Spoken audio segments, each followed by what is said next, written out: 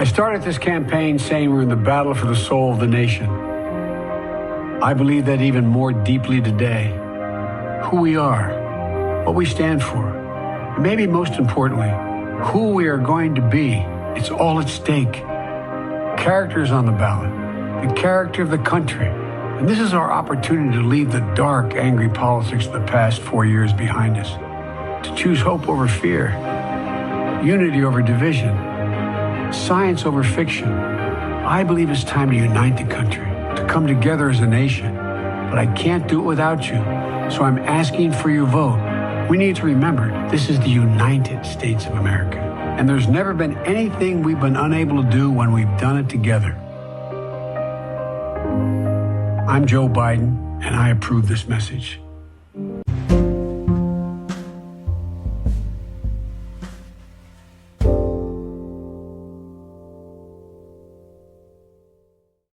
Welcome to The Politicrat. I'm Omar Moore.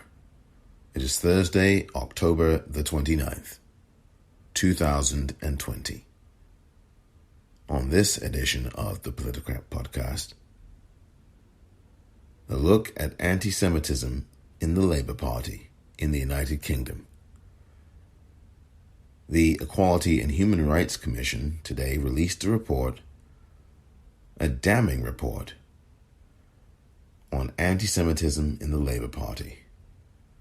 And former Labour Party leader Jeremy Corbyn had the whip withdrawn from him today, meaning that he is not a part of the Labour Party in parliamentary affairs and beyond. He will serve as an independent MP. He says he will be fighting this withdrawal of the whip. Sir Keir Starmer, the new Labour leader, is now looking to reshape the Labour Party and invite back Jewish people who left the party because of the huge and very serious problems of anti-Semitism within it. Today, on this episode, an in-depth look at anti-Semitism in the party and whether the Labour Party is doing what it should be doing. Plus, a look at American DHARMA, specifically the response to it and to Errol Morris on the issue of censorship here in the United States. That and more coming up next.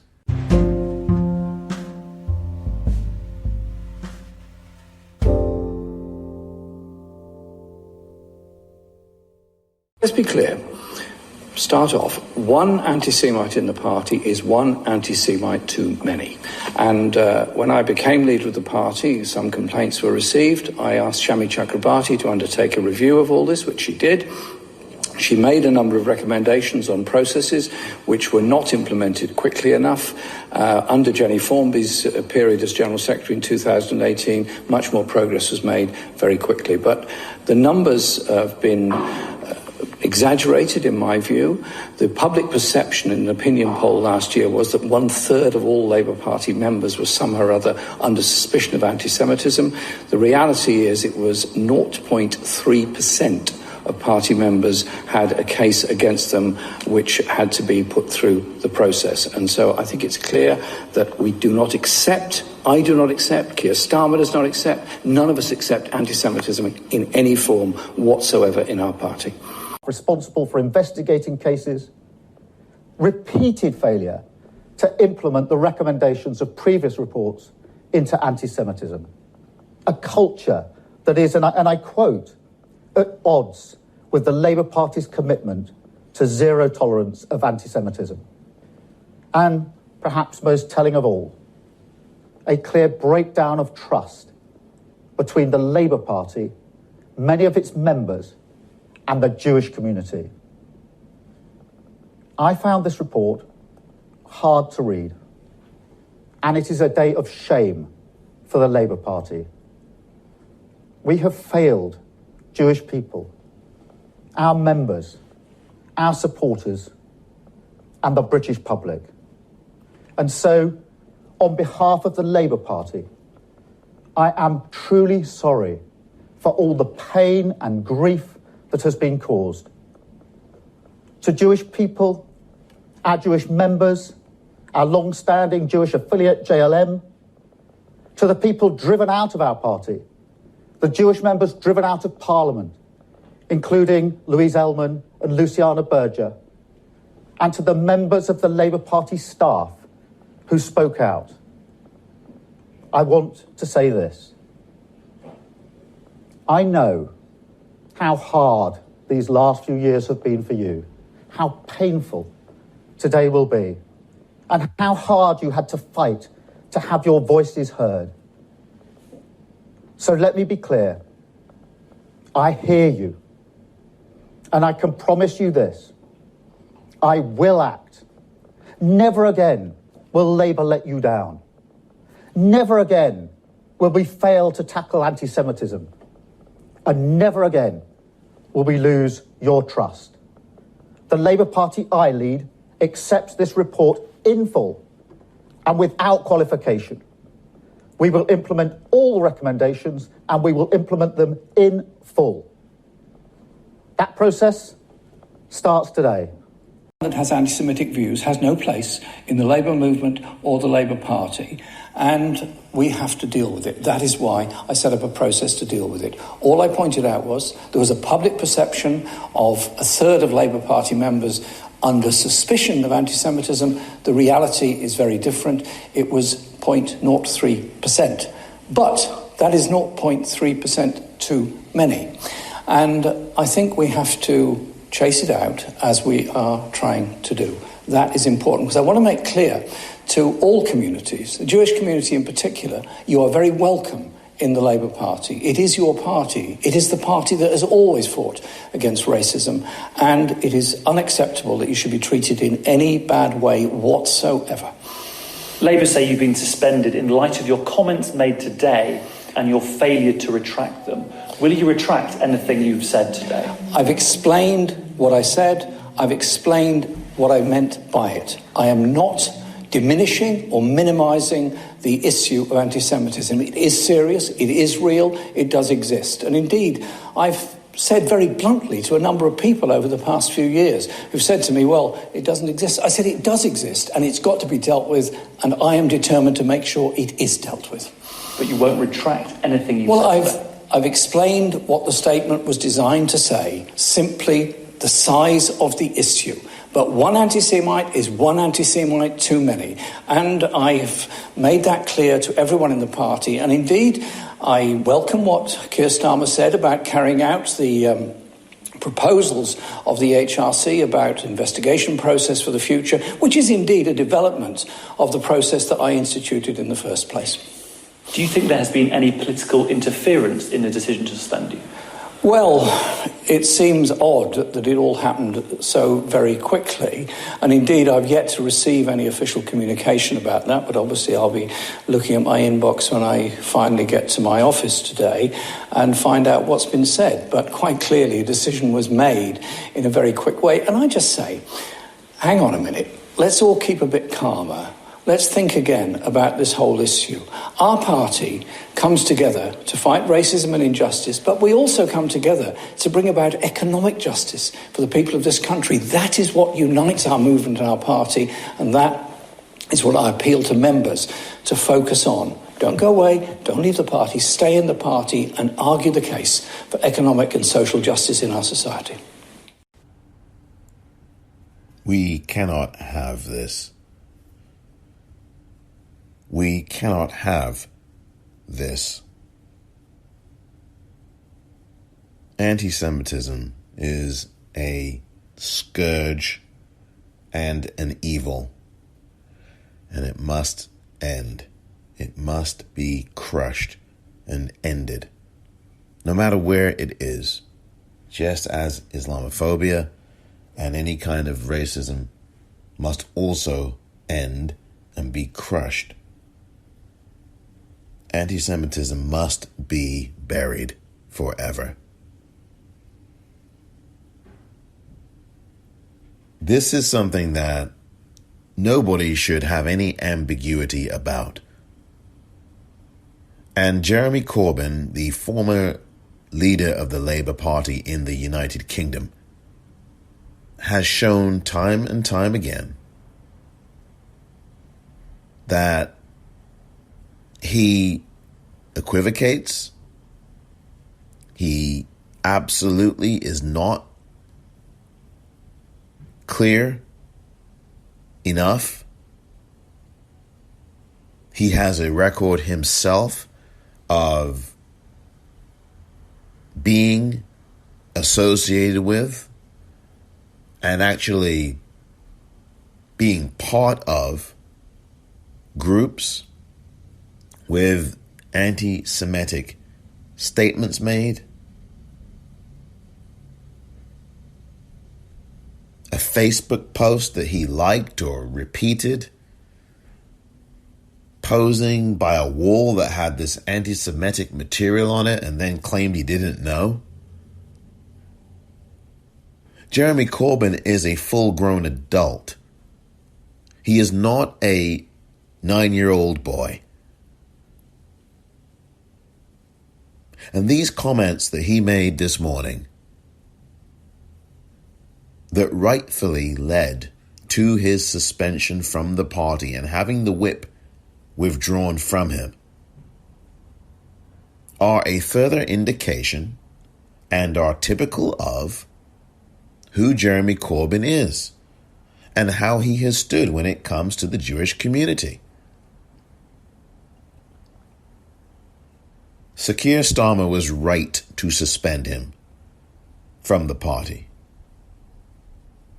Sir Keir Starmer, who has been the Labour leader now for almost 7 months, was absolutely right to suspend the former Labour leader, Jeremy Corbyn, today for the comments that you heard earlier. And there is no excuse for this. In an interview saying that, these numbers about anti-Semitism were inflated for political purposes, exaggerated for political purposes.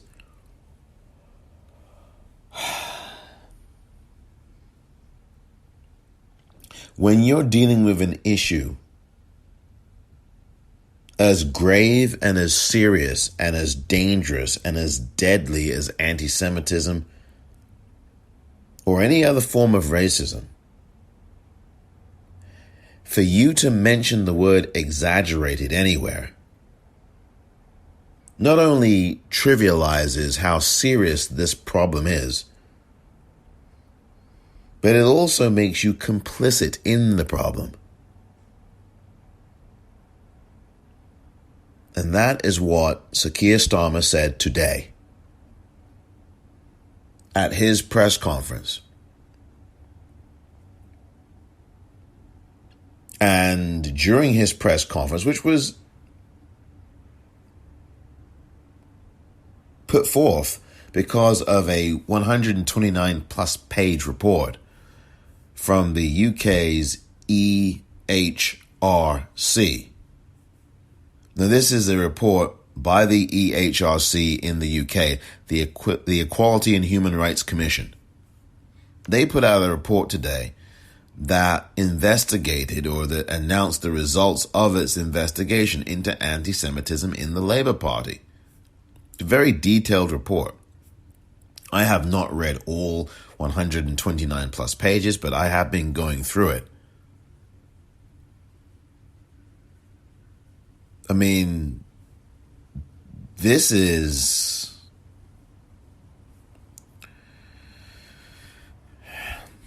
really bad.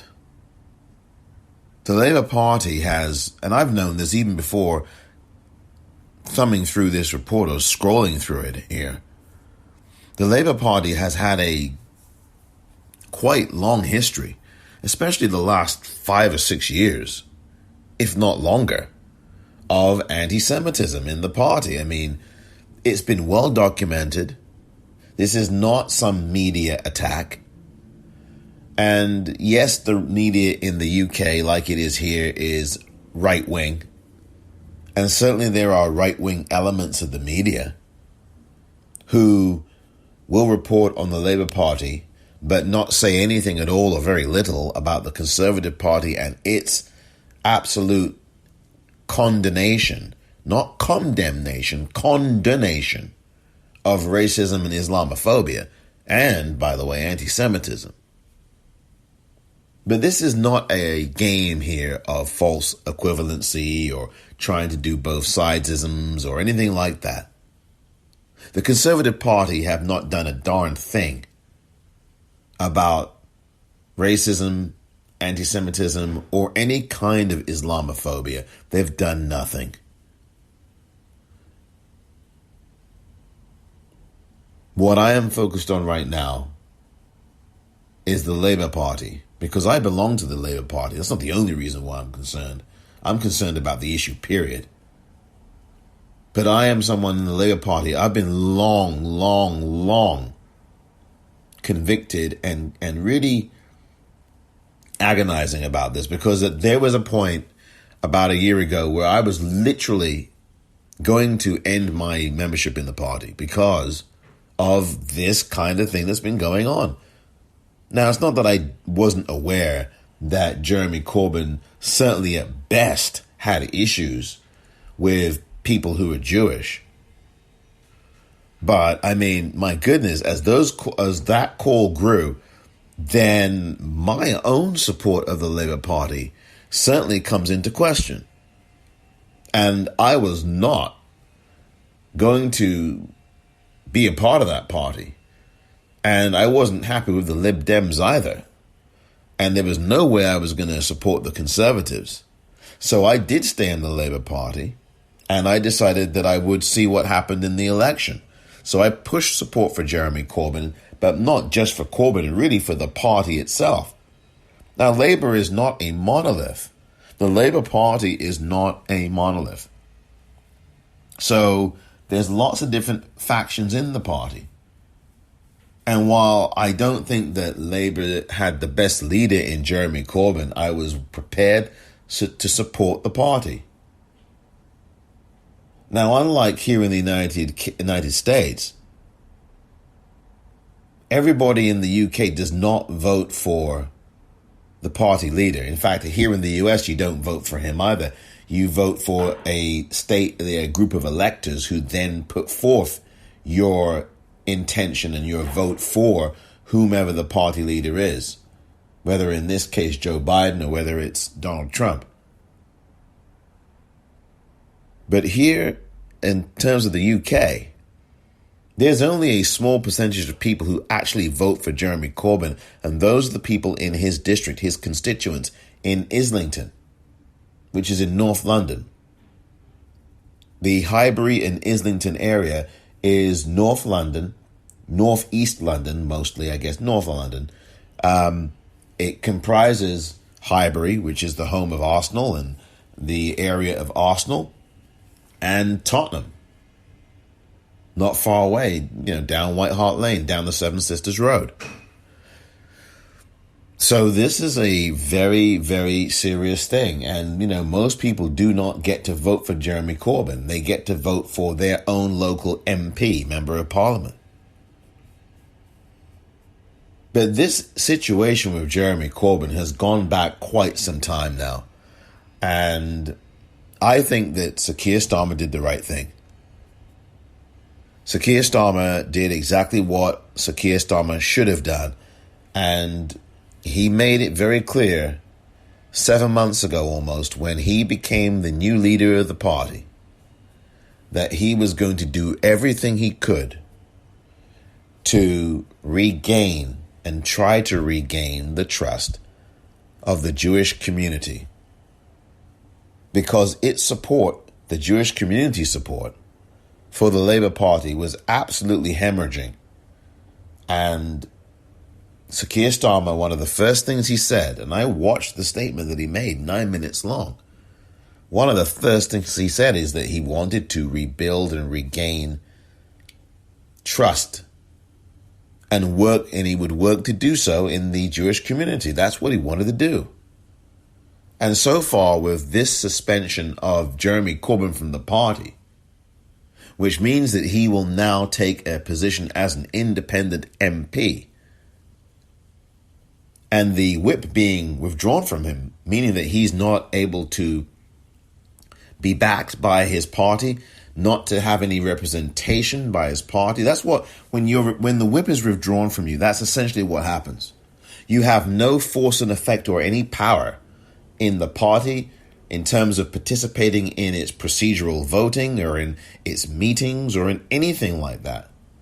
And this is what happened in the Tories and the Conservative Party last year, when the whip was removed from 20 some odd Conservative MPs, and they were all made independents or they decided to quit the party altogether. 2019 seems like such a long time ago now. But during the run-up to the election with Boris Johnson, that's what happened. Boris Johnson removed the whip during all those votes for Brexit and all that stuff in the summer of last year. He removed the whip from 21 or 22 or 23 MPs who were in the party. And last year, the Conservatives, and they still are to a degree, but last year, the Tories were in disarray. And after this incredible landslide victory, which quite a lot of people saw coming except me, for the Conservatives over Labour, Labour was handed their worst defeat since the early 1930s. I believe it was since either 1933 or 1935. I mean, the landslide was so embarrassing for Labour that Jeremy Corbyn was being called upon by people in his party to actually leave the party literally the day or two after last December's humiliation. There were people in the party calling for him to go, but he stayed on as leader through March of this year. With all of these things, a humiliating defeat, he was a lame duck. Now, he still got his seat in Islington, Highbury and Islington, but he is no longer a Labour MP. And then when Starmer won the contest for the leadership contest this year, he became the leader in April, and he made these very clear declarations. Starmer, I think, is more of a moderate force in the party. He is someone who does come from the grassroots in terms of his, shall we say, his fighting for criminal justice.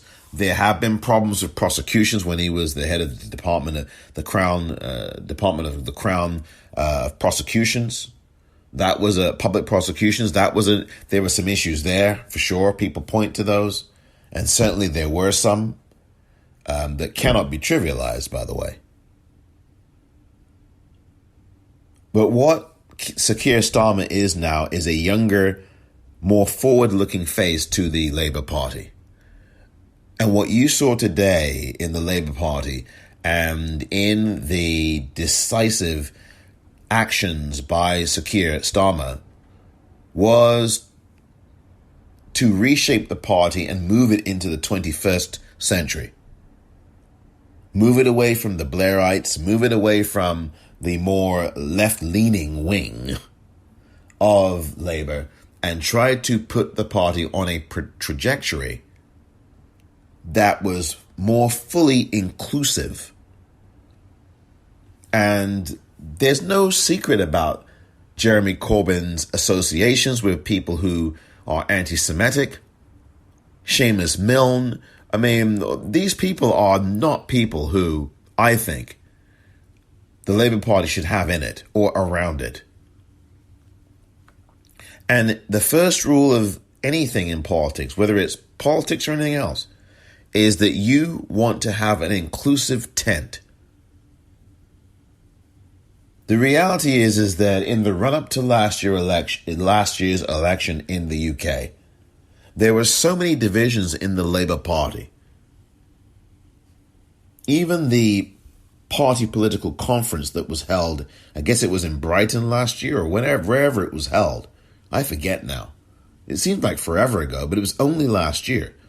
and I forget whether it was August or September or October. I think it was August or September. They had the party conference in the Labour Party.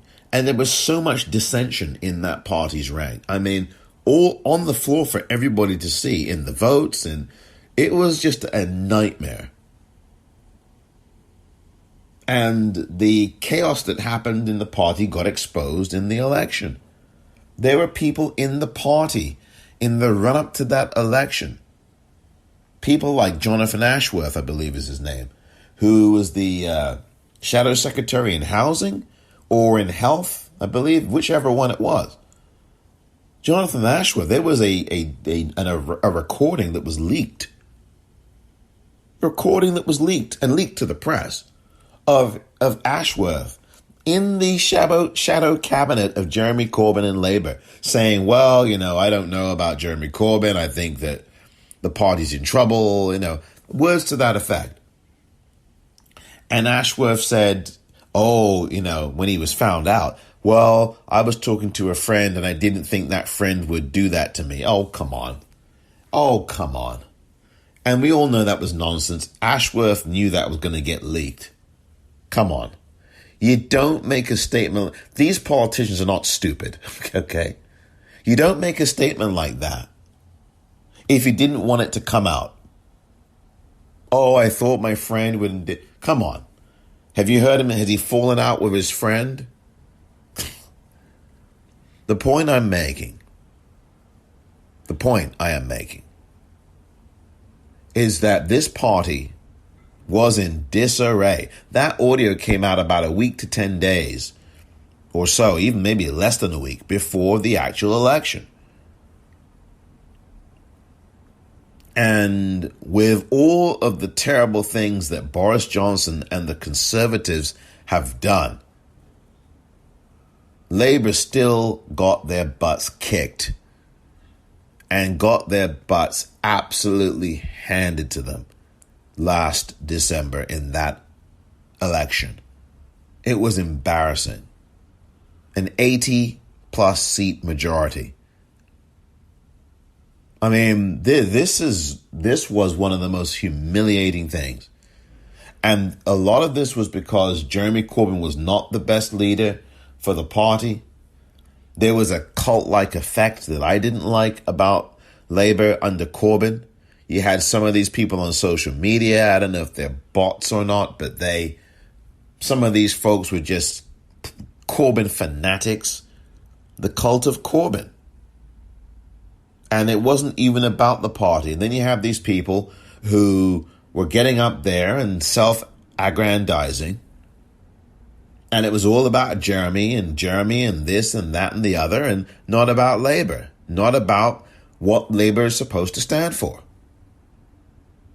And these issues of anti-Semitism were being ignored in that party. They've been ignored for years in that party, at least the last 5.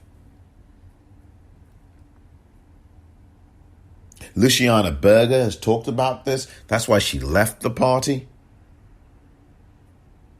You're going to be hearing a bit more. You're going to be hearing from more from Luciana Berger, who left the party a year and a half or so ago. And she will tell you, you'll hear in this interview that she did on Sky News, you will hear what she has to say about the abuses, the anti-Semitism directed at her. She's Jewish, and she was subjected to the most appalling anti-Jewish, anti-Semitic abuses. She wasn't the only one. And for 5 years, there are people in Labour and people outside the Jewish community, including myself, who have warned about this and said Labour have got to get their act together. That Jeremy Corbyn must do more. He's got to apologize, but then he's got to also back up those apologies with action. The problem is, he really hasn't done it. And I can tell you that his reaction today to the suspension from the party speaks volumes. He was very, very clear in his reaction to his own suspension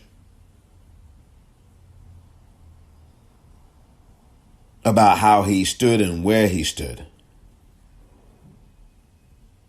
I'm going to read this to you. This is his tweet. I will strongly contest the political intervention to suspend me. I've made absolutely clear those who deny there has been an anti-Semitism problem in the Labour Party are wrong. I will continue to support a zero-tolerance policy towards all forms of racism. And there is a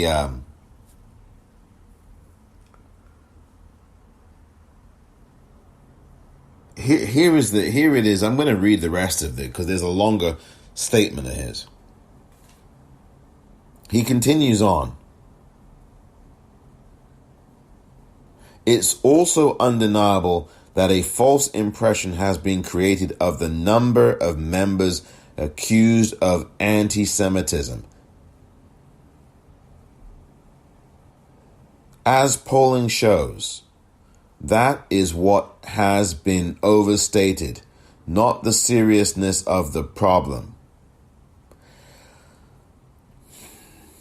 I will continue to support a zero-tolerance policy towards all forms of racism, and I urge all members to stay calm and focused while this problem is resolved amicably, as I believe it will be, to defeat this awful government which is further impoverishing the poorest in our society.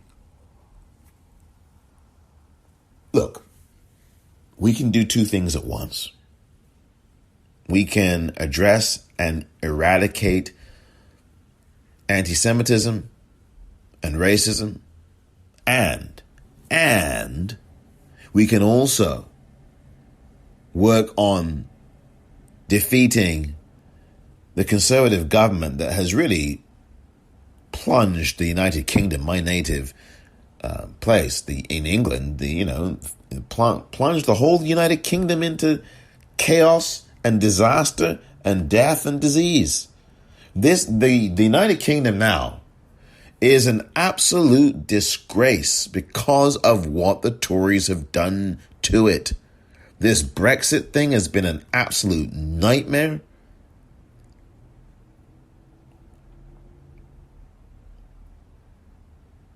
I mean, it's the SS shit show.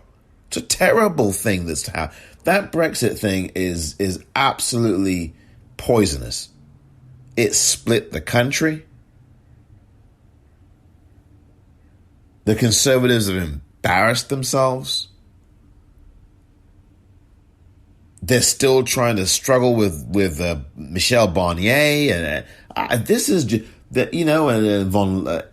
Esther von der Leyen. This is just ridiculous. And Jeremy Corbyn is talking about, yes, we have to defeat the government. But wait a minute. There is an issue that also needs to be resolved in your party. And we can do both things at the same time. We can actually, men are certainly known not to be great multitaskers.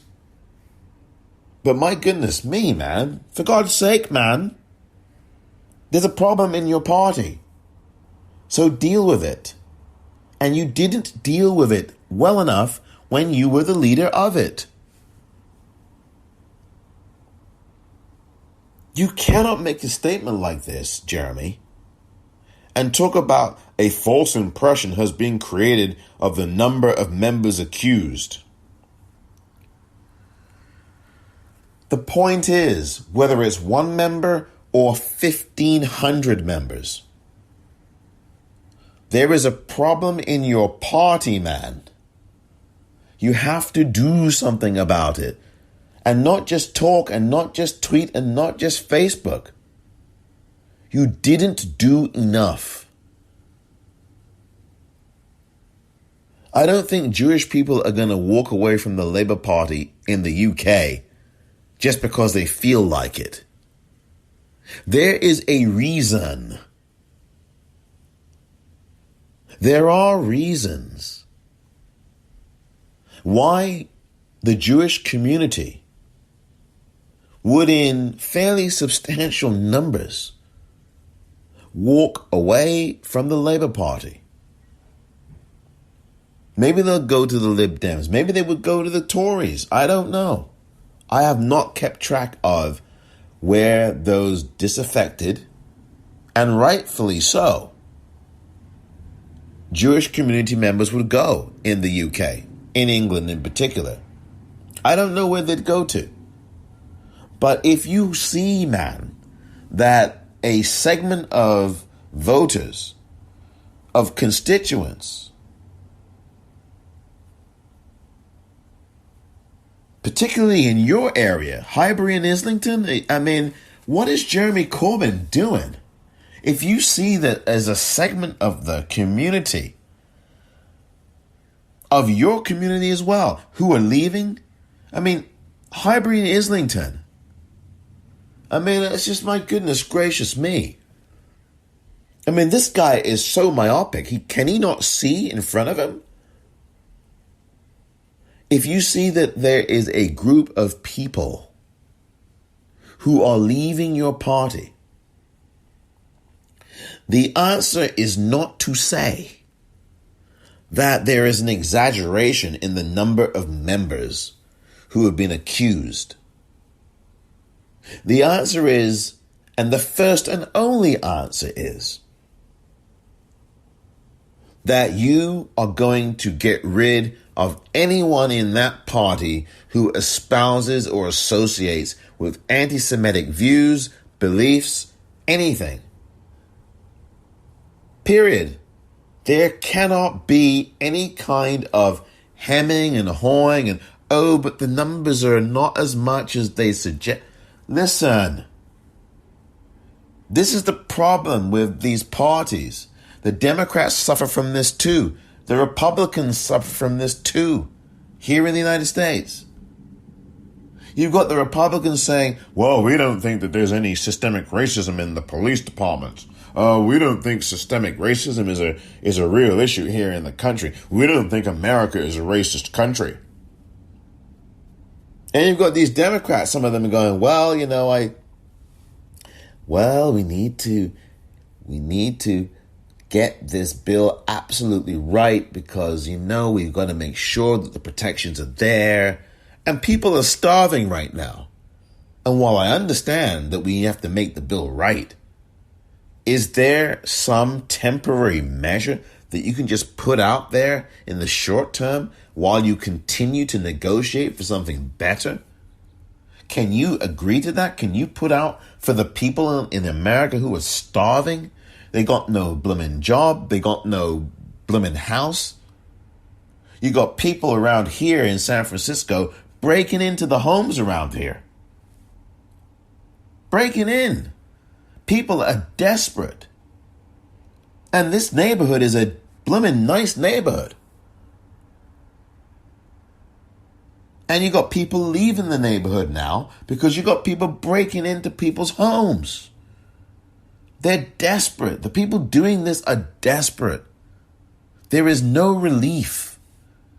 And that's my issue there is, well, we've got to get it absolute. Can you put out something immediately that is a stopgap while you continue to negotiate for something that's more lasting?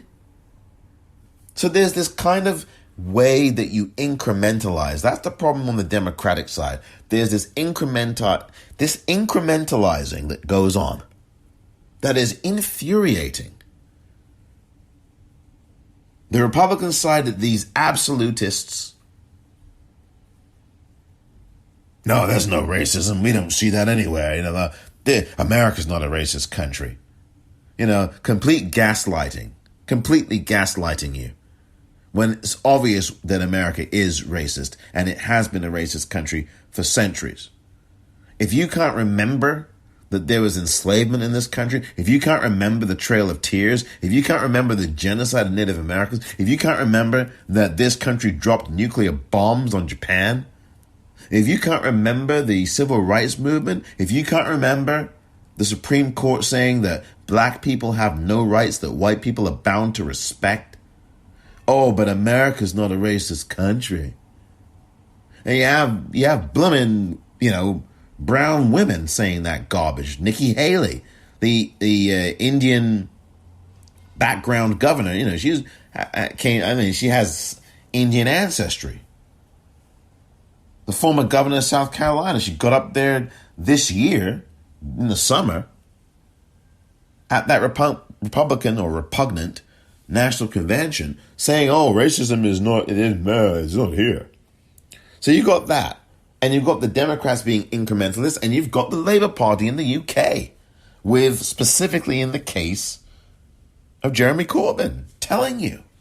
But it wasn't as many members. It was exaggerated.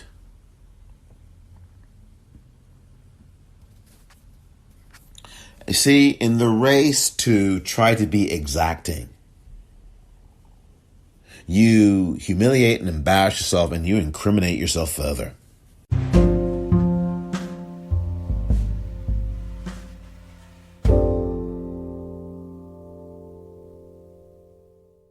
Voters, it's time to know your rights. Know that history is on your side. History has given you the right to vote. Voters, see yourself during the most important election of our time. See yourself casting your ballot and not letting anyone or anything stand in your way. See yourself as the voter with the most powerful voice, the voice of the disabled voter, the voice of the young first-time voter, the voice of an experienced senior citizen, the voice that is black, white, Hispanic, Asian, Native American, the voter that is straight, lesbian, gay, bi, trans, non-binary. You are the American voter who cannot be suppressed. Voters, it's time that you know casting your ballot isn't difficult at all. You just have to know your rights. Voters, you have the right to a free and fair election. That's why our voice will not be suppressed.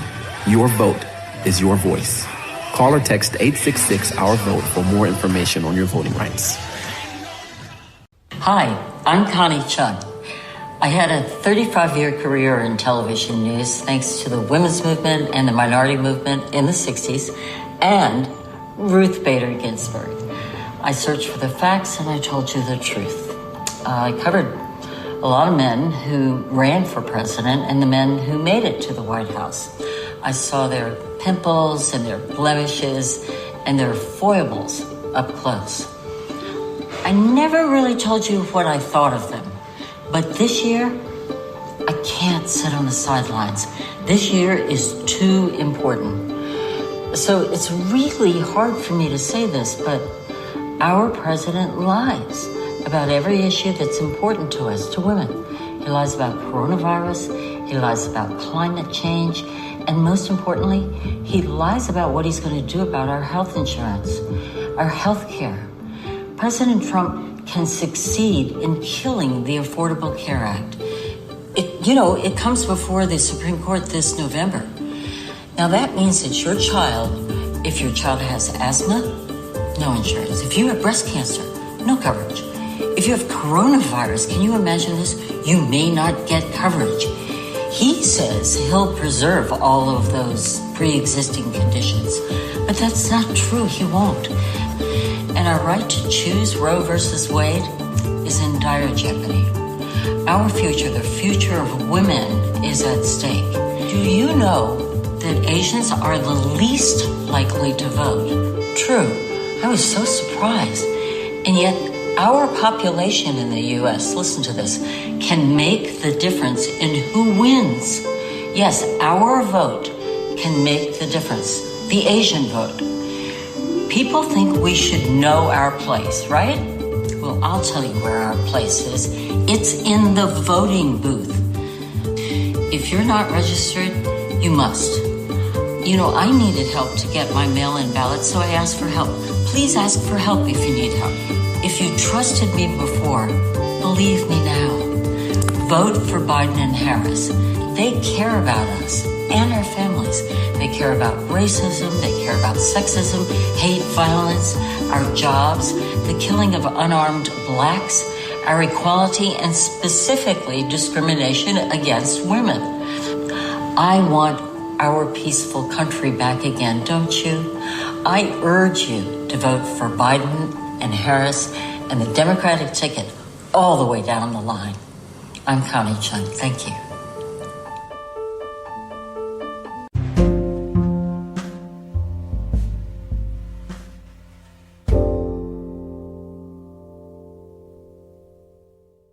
Part of history, not part of our presence. And what do you think of the people who are calling today for you to resign?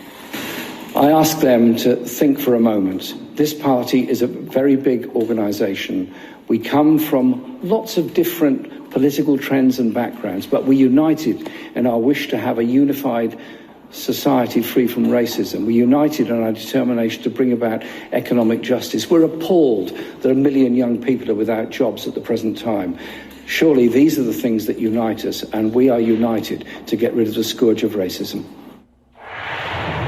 So there you heard Jeremy Corbyn responding before he knew that the whip was going to be removed to calls for him to resign, saying of course he wouldn't leave and asking people to remember that the party is a big operation.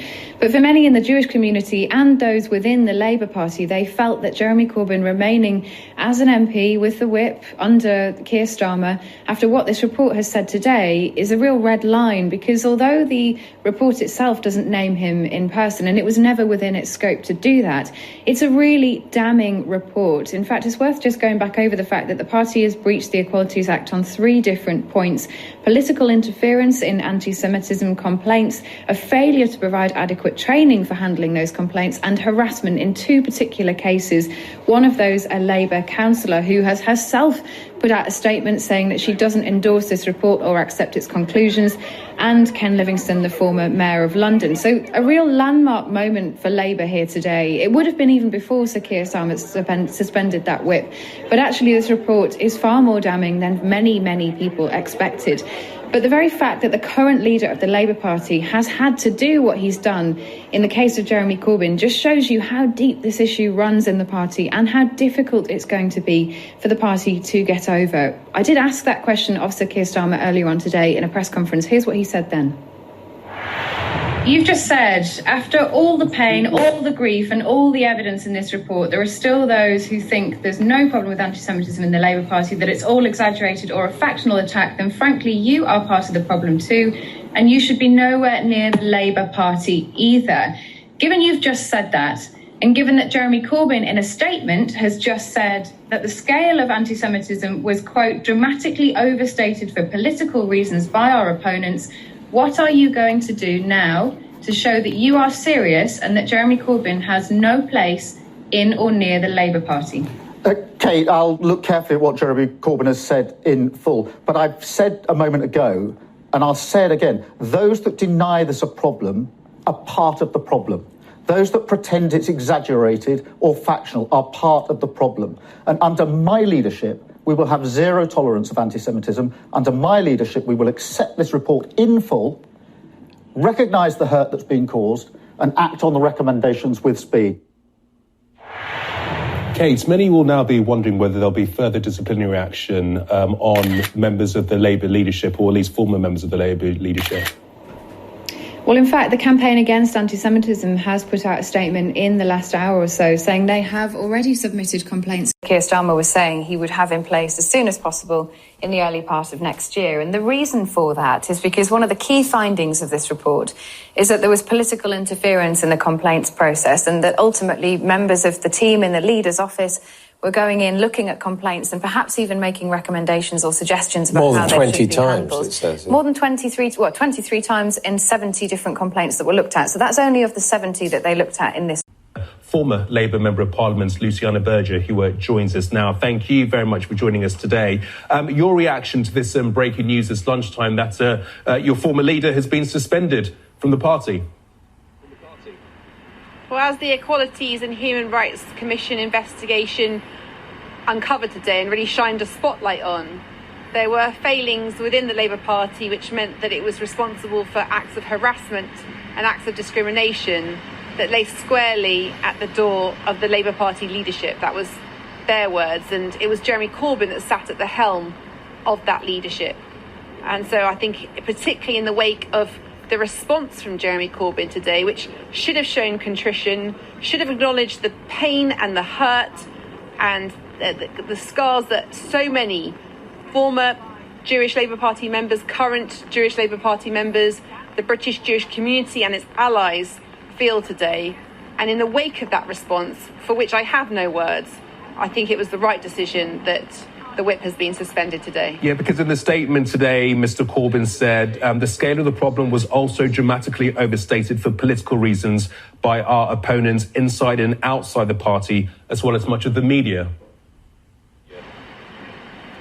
And again, I refer to the statutory body, the Equalities and Human Rights Commission, who instigated this investigation because a threshold had been passed, a very high threshold had been passed. The evidence was already there to show that Jewish Labour Party members were experiencing discrimination, that the practices of the party were discriminatory, and that those members were being harassed. And in the wake of that, these findings today have not only shined a spotlight on it, but also placed a legal duty on the party to make urgent and immediate improvements. This is a very, very serious state of affairs. And in the wake of that, for the statement from the former Labour Party leader to obfuscate and to pass the buck and not take any responsibility and show no contrition is frankly unacceptable.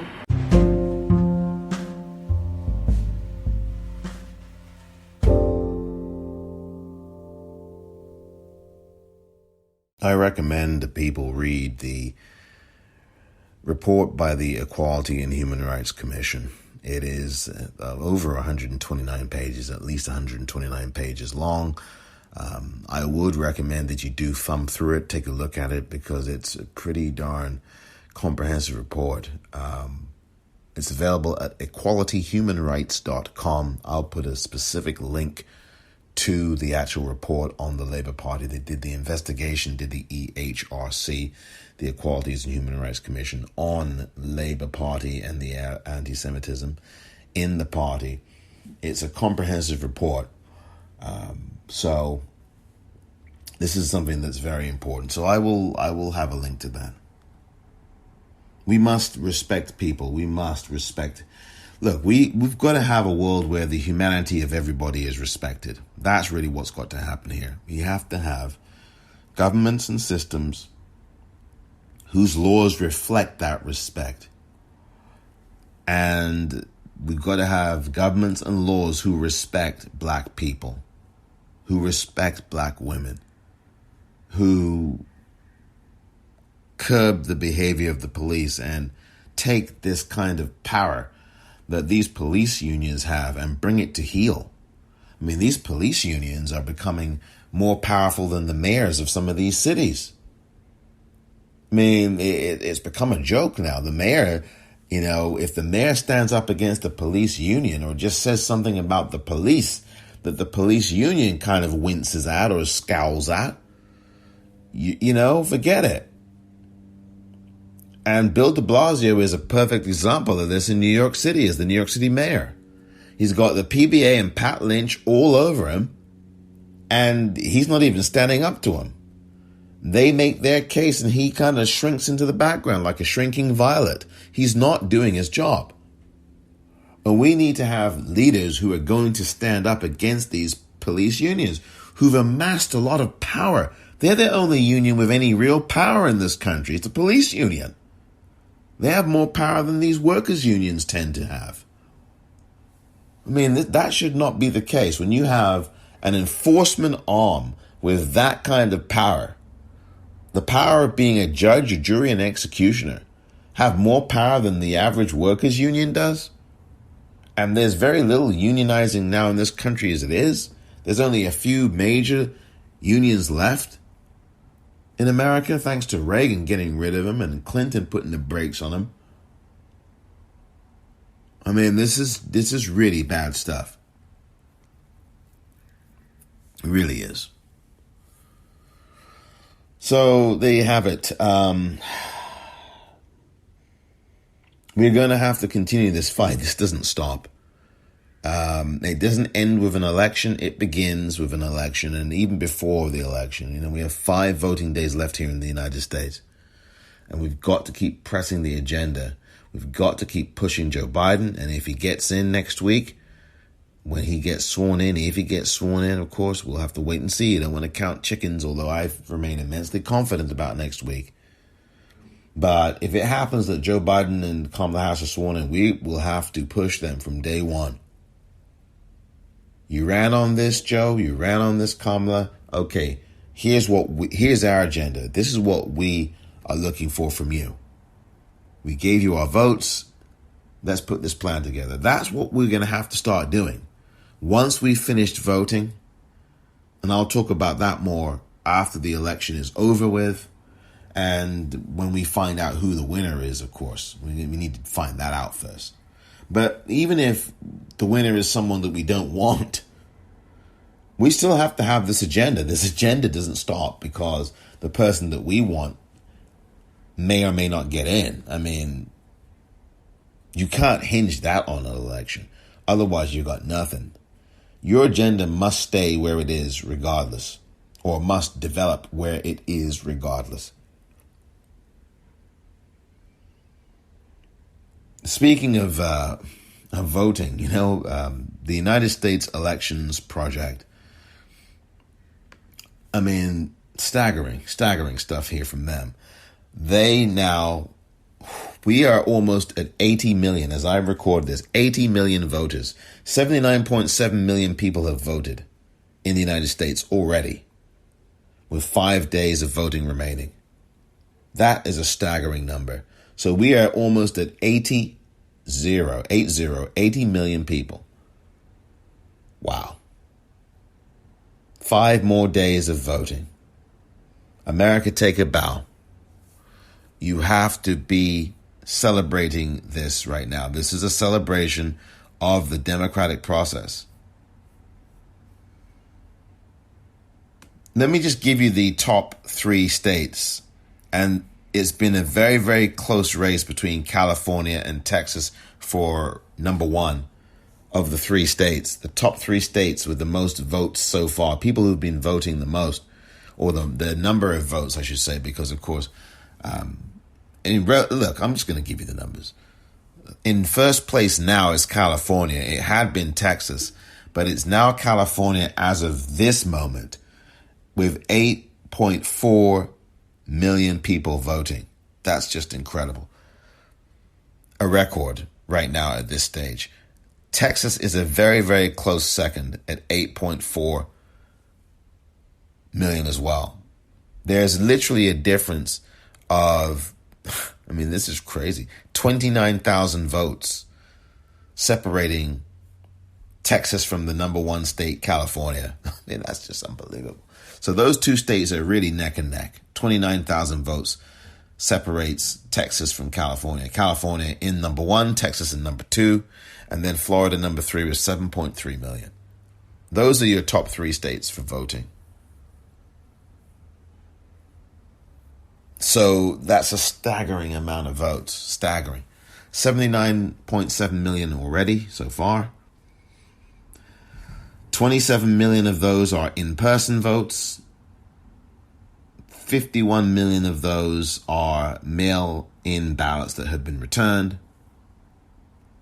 But the bad news is that there are still over 39 million mail-in ballots that have not yet been returned. So the message to the 39 million of you out there who have not yet returned your ballot,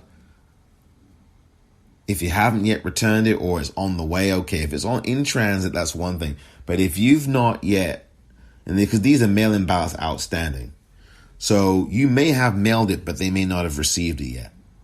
But for those of you who have not yet returned your ballot, it's still in your home, you still have possession of it, you need to go to 2 places. Either one of 2 places. Either your drop box, the official drop box in your state, or you need to, any official drop box in your state. In Texas, it's the only one in your county because it's only one. as per Governor Greg Abbott. Jeez.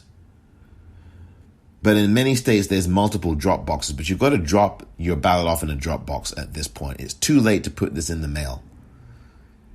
Do not go to the post office and mail it off because it's going to take longer. We've seen the reports of this on TV everywhere, that the delivery times have slowed down. Do not take that chance. Please do not. Drop your ballot off in a drop-off box, the official one in your state. There's official drop boxes in states. You've got to go to nbcnews.com/plan your vote and look for the one nearest you. You can consult my guide, but I think it's best at this point to go to nbcnews.com/plan your vote, simply because it's a nicer, cleaner website that's got pictures on it. So I would look there. I would also go to iwillvote.com. And I talked in the past about websites not being reliable, but those two actually are. Those two, I've actually looked at both of them. They're actually very good. You can consult my guide as well.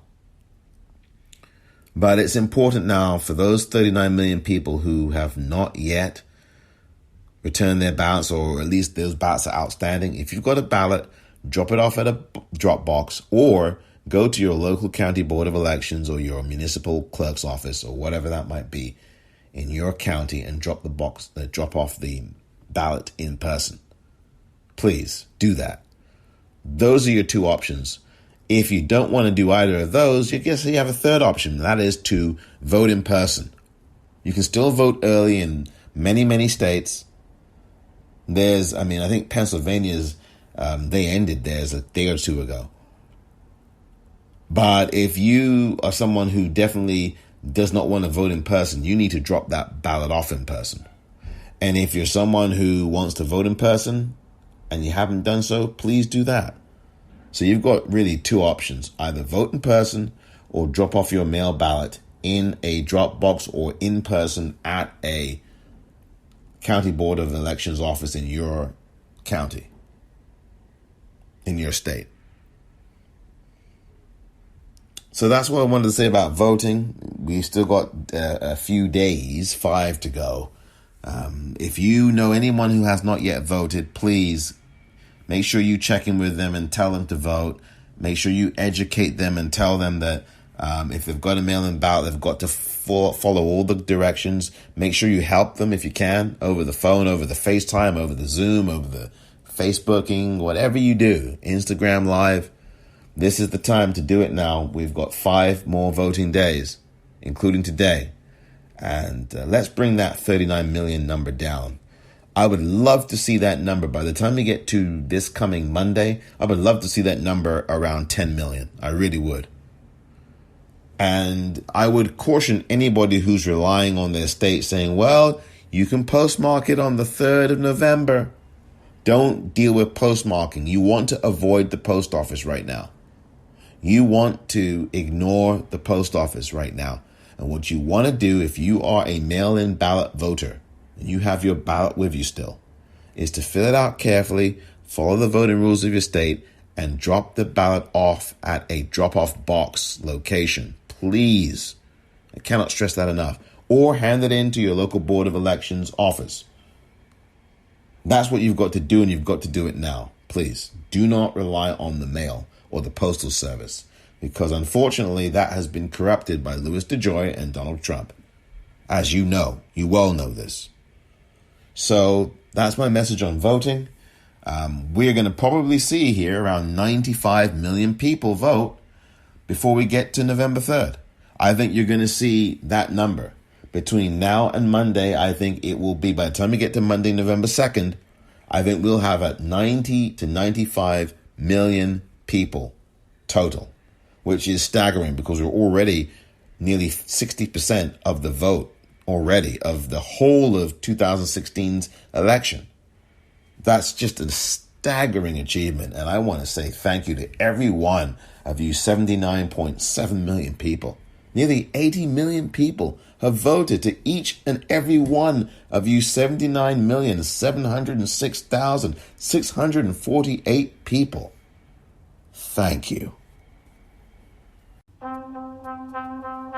This year's election is going to be a little different. Instead of one election day, we now have a voting season. That special time of year when polls can open weeks before Election Day. When your mailbox can become a voting booth. When how you vote is just as important as who you vote for. How, when, and where to cast your ballot depends on your state. 'Tis the season to be prepared. This year, plan your vote.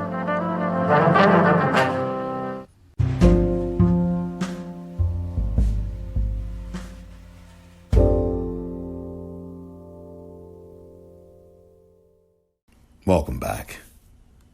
Finally, I want to just say something about yesterday's interview with filmmaker Errol Morris, the documentary filmmaker who has won an Academy Award for his great documentary from 2003, The Fog of War, where he did a really good job interviewing Robert S. McNamara, the Defense Secretary under John F. Kennedy. I mean, it was a fascinating chronicle. So yesterday, the filmmaker Errol Morris came on this podcast and spoke for a few minutes with me. We spoke about his film, had a conversation really about his film and about Steve Bannon, which is the subject. He's the subject. The racist Steve Bannon is the subject of American DHARMA, spelled DHARMA. That is the movie that Errol Morris directed. It's a documentary. It's about Steve Bannon. And the documentary, I think, came out, was it Sundance perhaps, or it came out earlier this year. But it was never distributed. And it's going to be on Topic streaming services. You can find that pretty easily. And it may still be on some other platforms. But that's what's going to be happening. It's going to be relaunching, at least on Topic. And I will get that link also in the episode yesterday and in today, because I think it's important. And one of the things that you just heard there from Errol Morris that I just played, and no, actually, look, let me just do it like this. I'm going to just play you one clip from yesterday's interview that had me really, even in the moment and still now, absolutely flabbergasted.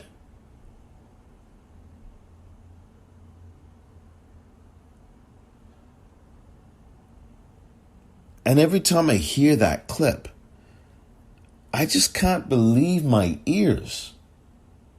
Look, I believe Errol Morris. What I just am struck by is that somebody could actually think that Errol Morris, someone who has spent many years in his films challenging and giving a chance to viewers to see the people he's chronicling and make those viewers the ones to be the judge, not himself necessarily. And he does make editorial judgments. Of course, every piece of work in cinema is an editorial judgment of some kind. But for a film critic like Owen Gleiberman or anyone else to suggest, or even say, that there was a bromance going on in that film, American DHARMA, between the filmmaker Errol Morris and the racist Steve Bannon, it doesn't make any sense. Doesn't make any sense.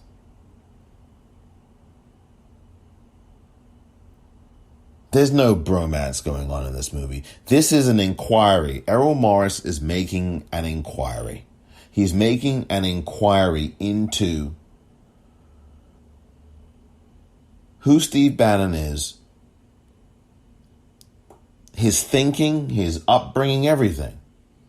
And it serves as an instructive tool for everyone out there to be aware that there are so many people who think like this guy does. They're not stupid enough to come out and openly do it, although now with Donald Trump in office, there are people who are absolutely feeling emboldened because he's emboldened them to go out there and be open about this. Look at all the videos you've seen on social media over the last 4 years. All the Karens, all the Kens, spitting and cursing and being blatantly racist and calling the cops on a black man in Central Park and calling the cops on a 6-year-old black girl selling water outside her apartment building in San Francisco. And, I mean, come on. This has been going on for a long, long time. A group of black people barbecuing in Oakland, and then you got this pathetic racist creep. She's calling the cops. This white woman, she's calling the cops. A black woman sleeping in her own dorm, and you've got some white woman calling the cops. I mean, this is just nuts, right? So this is what I'm talking about.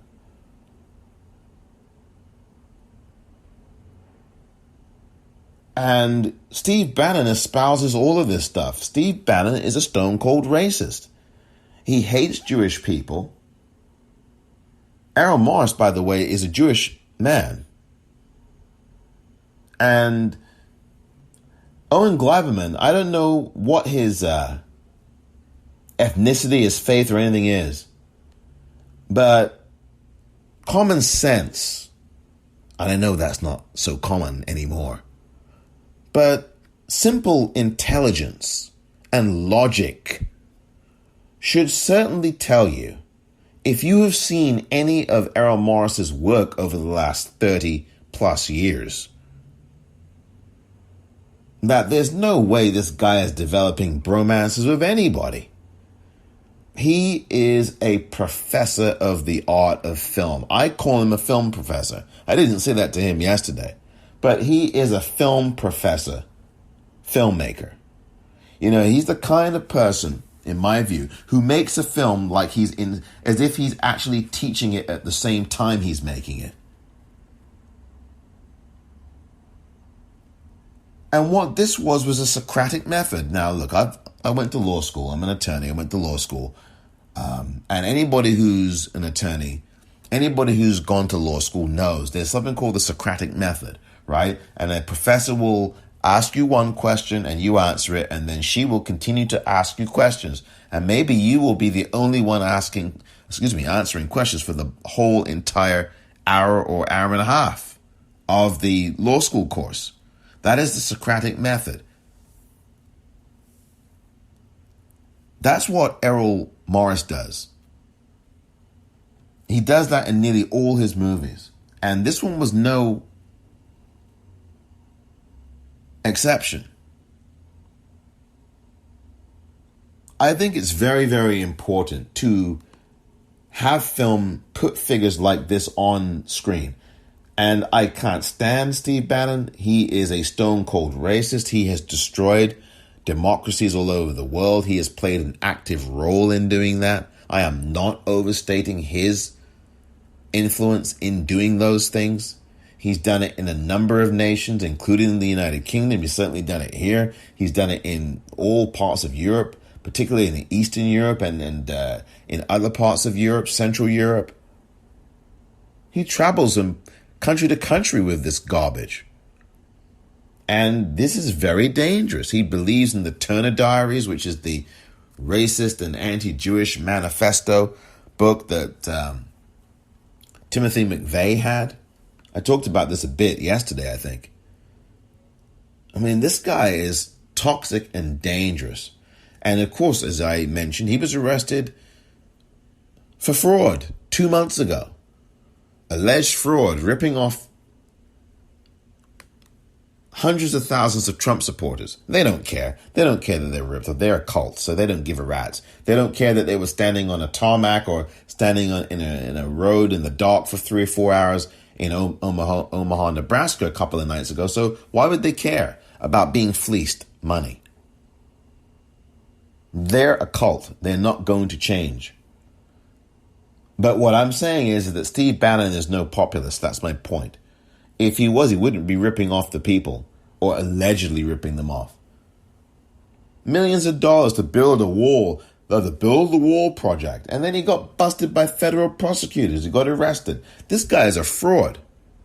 And I think it's really good that a filmmaker, any filmmaker, exposes a fraud, puts that fraud on the big screen, and gives you, the viewer, a chance to make up your mind. I am not for, well, we can't have this person on screen. Charles Manson's been in documentaries. I hate Charles Manson. I can't stand Charles Manson. He's a scumbag. He's the scum of the earth. He's no longer with us. And I'm telling you, when he passed away, I didn't shed a tear. Hitler's no longer with us. None of these people. They're all reprehensible people. Documentaries are there to elucidate something, to teach us about the human condition, to show us an aspect of it. And in the case of Steve Bannon, the fact that people were actually saying to Errol Morris, this film shouldn't be distributed, and in fact, it actually was not distributed at all in the United States, theatrically or otherwise. I mean, that is the problem. Then we become more like the people that we say that we don't want to be like, or that we supposedly hate. You're going to completely censor and shut down a film because the filmmaker has the temerity to interview someone that I don't like and you don't like. Maybe many of you can't stand. I can't stand them. I don't understand that. I really don't. I think that's dangerous. So you now say, no, you can't do it. That's what fascists do. That's what Nazis do, is that they shut down things. They burn books. And so now you want to do a cinematic burning of Errol Morris's movie American DHARMA because he has the temerity to do what he's been doing for 30 plus years on the big screen in his documentaries, which is putting people on screen, examining them, capturing any possible gray areas that may emerge, and then making the judgment yours, the viewer's judgment. He doesn't tell you. He may add his point of view here and there, and he certainly does in American DHARMA. But the rest is left to the viewer.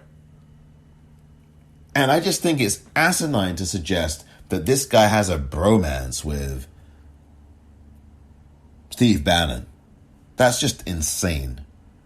And it's very dangerous when people in the world are saying things like, well, that film shouldn't even be released.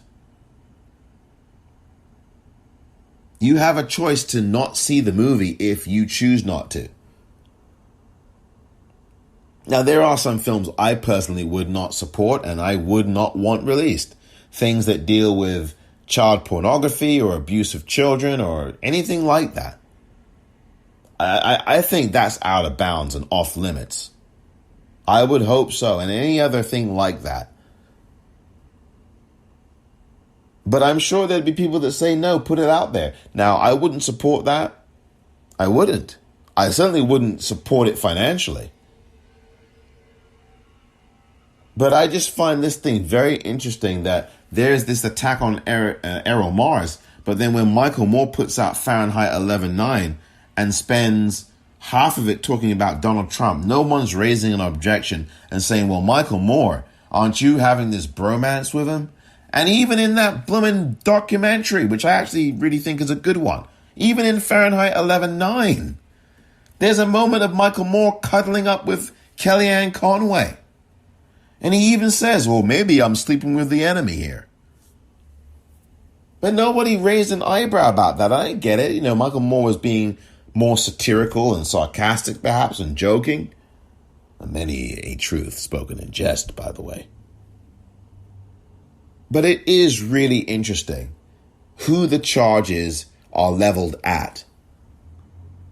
And Michael Moore did not face any scrutiny at all about having, at least to the best of my knowledge, in the film critic world that I belong to, any scrutiny about sharing that video with him and Kellyanne Conway. Also having Jared Kushner talk about, well, Michael Moore's a great filmmaker. And Michael Moore had a clip of Steve Bannon in it. Had a clip of Steve Bannon. He had 2 clips of Steve Bannon in it. And a shot of Steve Bannon at Sundance. Steve Bannon's a filmmaker, by the way, among the other things he is. I can't, I mean, it's just ridiculous to me. It really is. Are you picking favorites now? Does this come down to faith? One of these filmmakers is a Catholic and the other one's Jewish. Is that what this is? And now you're discriminating. I mean, I don't know what is in the mind of a film critic that says something so stupid. I don't know what's in that person's mind.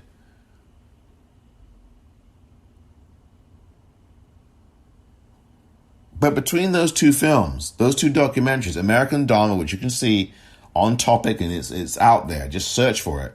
You can go to the website. I think it's called AmericanDharma.com or AmericanDharmaFilm.com. But on Twitter, it's DHARMA, DHARMA film. That is, I believe, or DHARMA movie. I'm going to put links to this in the liner notes. But this is what's happened. We have just lost our minds, and Errol Morris is right about that from that conversation we had here yesterday. You can go listen to it. It's on yesterday's episode of the podcast. Go back and check it out, please. Wherever you get your podcasts, please subscribe to the podcast, the Politicrat podcast. Subscribe to it, please. Really would appreciate that. Yesterday's episode, you got to listen to that conversation that we had. It's just, the notion that people are behaving like this, and Errol Morris said it himself, people have lost their minds. And that is also a product of what we've had the last 4 years, the product of a news media, corporate news media that has not done its job nearly as well as it should have, not even close. I mean, the corporate news media gets an F these last 4 years, 5 years. And don't forget, they spent nearly $5 billion of their own money giving Donald Trump free publicity, which is what Michael Moore talks about in Fahrenheit 11/9, which is what an article from CBS Newswatch talks about. The media has the corporate news media has absolutely failed. And social media has failed.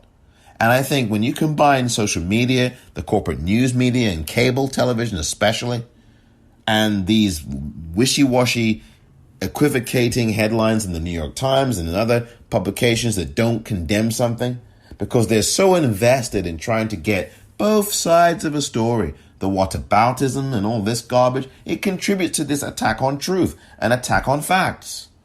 It contributes to this kind of atmosphere where our minds turn to mush. And then you've got some film critic saying, oh, well, there's a bromance going on here. I mean, governments talk to all kinds of unholy people. And even those unholy people, and clearly Donald Trump's talking to one of them right now, Vladimir Putin, MBS. I mean, come on. But but I don't hear these people criticizing that. MBS, responsible for murdering Jamal Khashoggi, who worked at the Washington Post. But there's nothing in there. No criticism of that.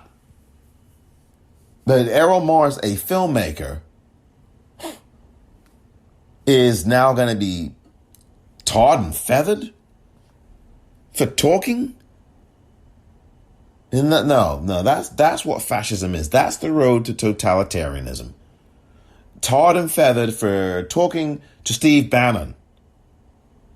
And that is viewed as, oh, you're sympathetic. No. You can talk to someone or you can retweet something without having to agree with it. There's so many Twitter profiles that say retweets do not equal endorsements. And they put that up there for a reason. And they're not all trolls or bots. They're actually real people, some of these folks. Based on the pictures I've seen of them, they certainly seem to be real. And the videos that they're in, they're real people, okay? But again, Retweets do not equal endorsements. So if retweets in the Twitter world do not equal endorsements necessarily, then why are some people jumping, and why did some people jump on the back of Errol Morris? It's just crazy.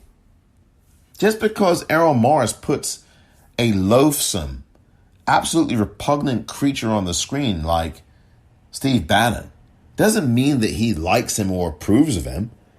He's trying to get to a place of examination of this person, a certain truth about this person, who these people really are that you're dealing with. It's instructive. It's actually meant to help people, because we can't ignore the Steve Bannons of the world, or the Charlie Mansons of the world, Charles Manson, who's no longer here, as I said, or the Hitlers of the world, or Donald Trump.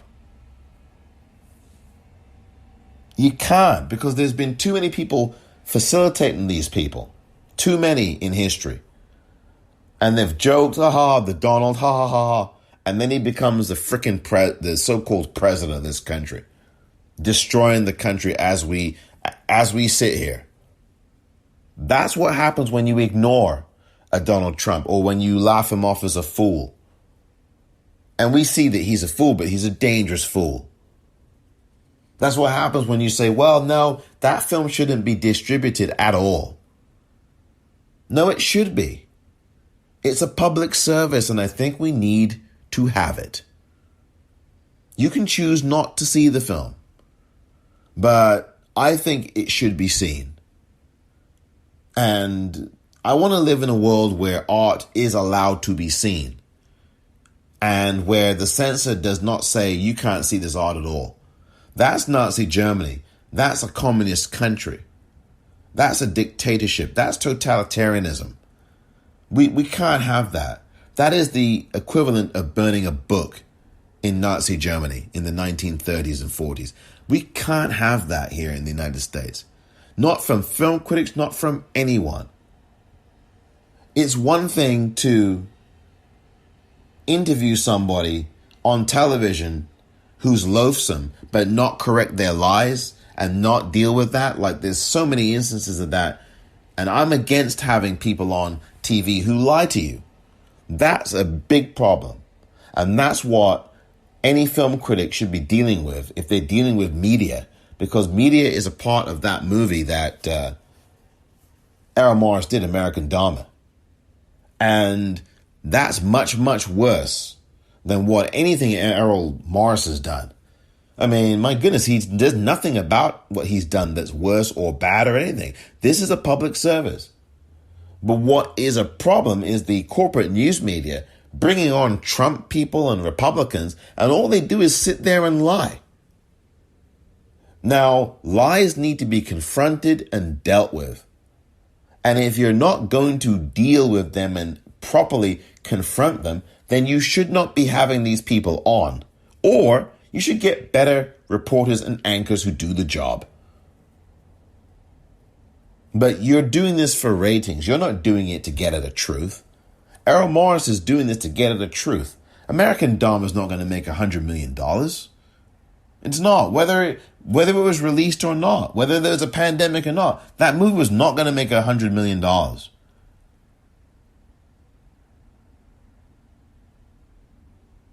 And I do agree with him. I think we're so polarized now.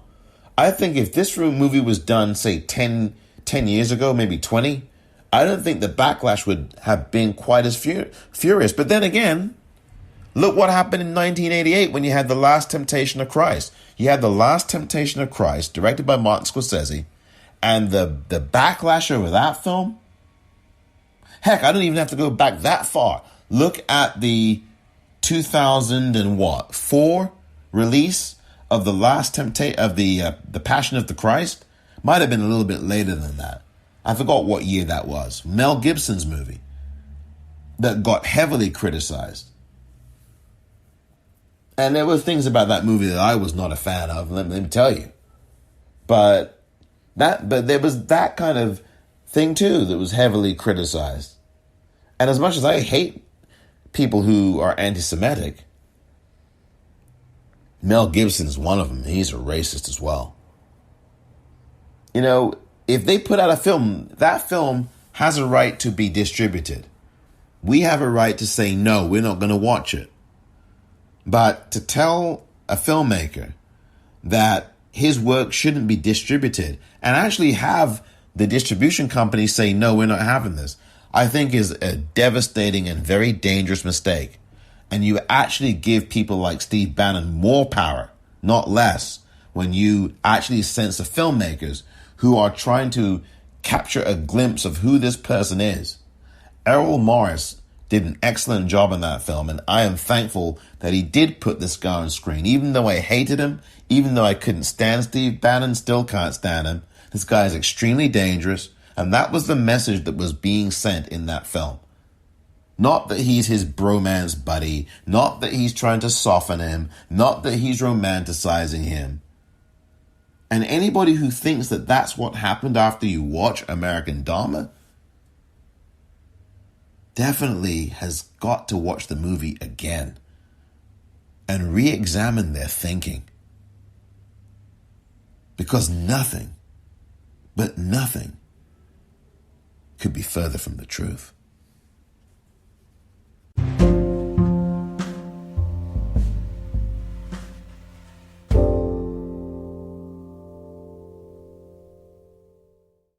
You have to excuse me. I tell you, these issues today really have got me, I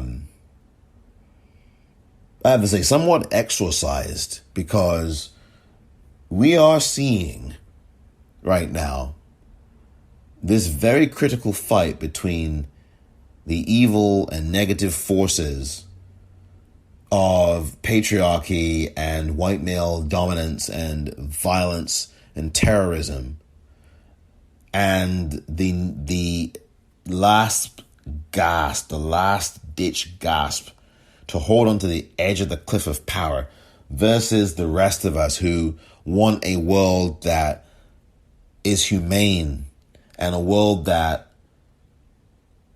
we can feel comfortable living in and that has our back and that the laws protect us and that we have a right to choose in this country, and we still have a country where people can marry if they want to marry each other. I mean, that battle is going on, and you're seeing it now in full scale. We're seeing you've got these anti-mask movements now, not just here in the US, but in all kinds of European countries. So there's this shift. And all these right-wing authoritarians who are controlling things right now. This is a real flashpoint. So this election coming up in 5 days, at the end of the end of this election is coming in 5 days. And the votes will start to be counted in earnest on Tuesday. Some of them have already been counted. And, look, mine has been counted. I'm so happy to be part of that 79 million plus people, 80 million people who've already voted. And look, my vote's been counted already. But this election coming is so important. This election season is winding down. And what we do here is going to impact not only our country here, but the world. The whole world is watching us here. With 5 voting days left, the whole world is watching us. And we have to make the right decision. I am feeling confident that we will. But we've got lots of work to do. So let's get out there and do it. And do it for our kids, our families, for people all over the country, and our future generations. Let's get to work. Let's vote. And tell your friends and family to do the same. Thank you for listening to this edition of The Politicrat. I'm Omar Moore.